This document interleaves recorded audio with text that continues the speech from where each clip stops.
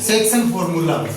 The coordinate of the point pxy which divides the line segment joining the point A x1 y1 and B x2 y2 internally in ratio m1 ratio m2 is r.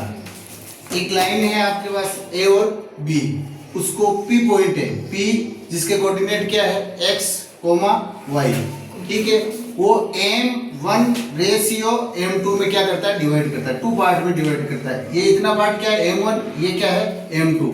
तो आपको इसका ratio बताना है कि ये point in दोनों पॉइंटों को क्या कर रहा है, m1 रेशियो m2, ठीक है।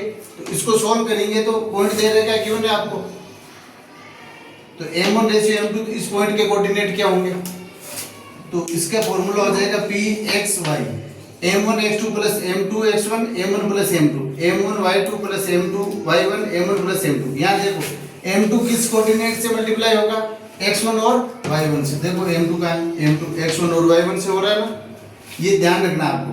m1 किससे होगा, x2 और y2 से। तो यहाँ देखो m1 x2 और m1 y2।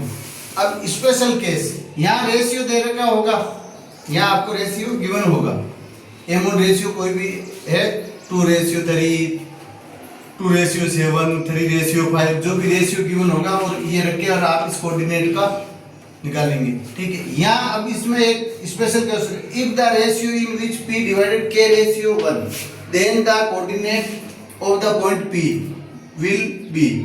तो रेशियो गिवन नहीं हो, k की वैल्यू क्या होती है, ये जो k होता है ना, इसकी वैल्यू होगी आपके m1 upon m2, m1 upon m2।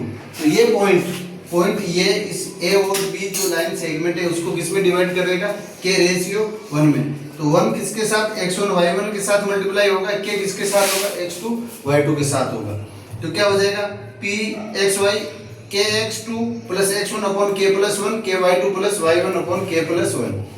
इसके बाद देखो एक स्पेशल केस होता है, सेम ही रेशियो का है, तीनों सेम ही फॉर्मूले है, मैं तीनों में ये फॉर्मूला भी यूज इसमें कर सकते हो, इसी से ये बना हुआ है।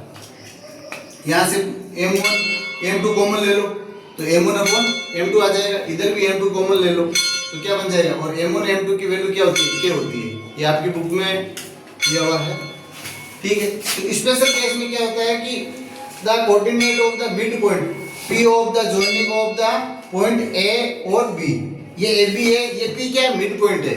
मिड पॉइंट कैसे, इसका जो रेशियो 1:1 है, तो कोई भी लाइन सेगमेंट होता है उसका मिड पॉइंट निकालना, उसका डायरेक्ट फॉर्मूला क्या होता है, दोनों x वालों को आप प्लस करके 2 का डिवाइड कर दो, y वालों को प्लस करके और 2 का डिवाइड कर दो। ये स्पेशल केस है इसी का।